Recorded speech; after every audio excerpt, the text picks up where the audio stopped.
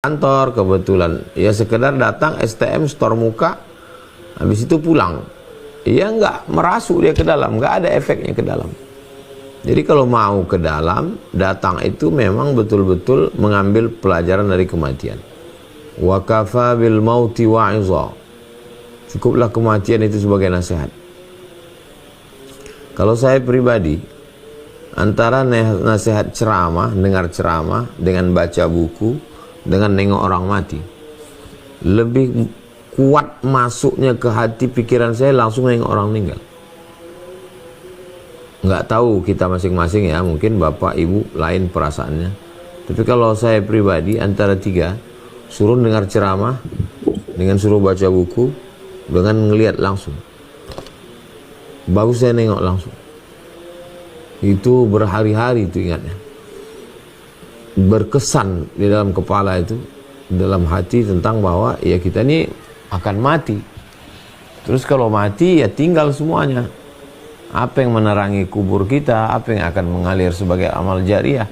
Nah nanti efeknya itulah yang mau kita itu tidak hanya sekedar Ramadan semangat sholat tarawih, witir, sholat sunat, qabliyah, ba'diyah, tahiyatul masjid.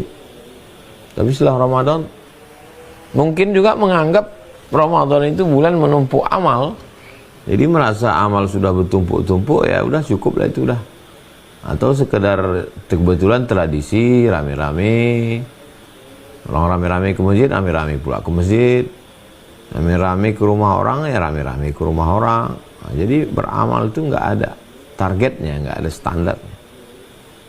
Jadi yang pertama adalah mengingat mati. Ya kalaupun tidak ada kawan sahabat kita yang meninggal, kita datang aja ke kubur, ke makam. Kalau kebetulan saya di Mahat Az-Zahra Rimau Panjang ini tinggal di Jalan Kamboja. Di Jalan Kamboja ini di pangkal jalan itu ada kubur. Jadi setiap lewat pasti assalamualaikum ya ahla diyar minal mu'minin wa inna insyaallah bikum lahiqun yarhamullahu mustaqdimin wal mustakhirin nasallallahu lana wa lakumul afiyah. Selama kita masih makan, selama masih minum, selama masih ada hawa nafsu, ya kita nggak pernah lepas dari kesilapan. Lalai, malas, tetap ada itu, siapapun tetap ada pada dirinya. Tinggal lagi kita lawan itu dengan mengingat bahwa kita akan mati menghadap Allah Subhanahu wa ta'ala. Ini yang pertama. Berikutnya yang kedua, surat Al-Furqan ayat 70. Illa man taba, orang yang bertaubat, wa amana, beriman, wa amila amalan salihah, beramal salih. Illa man taba, bertaubat, wa amana, beriman, wa amila amalan salihah, beramal salih. Faulaika, mereka ini, yubaddilullahu sayyiatihim hasanat. Semua yang silap-silap, salah-salah, dosa-dosanya dulu diganti Allah dengan hasanat, kebaikan.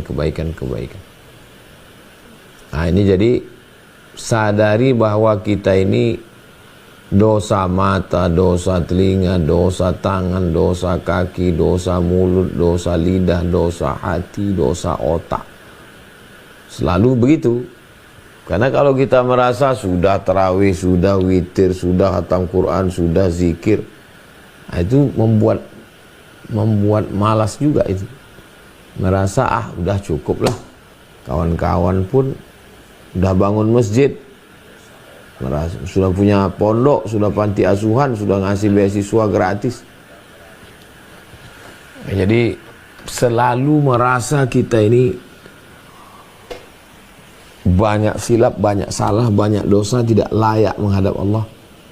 Maka itu yang membuat kita semangat terus. Tapi kalau kita sudah merasa sudah mengumpul amal, sudah banyak sekali, ya itu berat itu. Ya illa man taba, kecuali orang yang bertaubat. Taubat dalam hati, ad-nadamu fil qalbi, menyesal. Taubat dengan lisan, astaghfirullahalazim. Taubat dengan anggota badan, beramal, taubat dengan harta, berinfak, berwakaf, bersedekah. Illa man taba, orang yang bertaubat, wa amana, beriman dengan baik, wa amila amalan salihah, dan beramal saleh. Berikutnya yang ketiga, surat Ali Imran 153. Wa'tasimu bihablillah, berpegang teguh di jalan Islam ini dengan tali Allah, dengan Al-Quran, dengan Sunnah, dengan pemahaman ulama salafus salih, dengan pemahaman ulama bersanad sampai ke kita. Jangan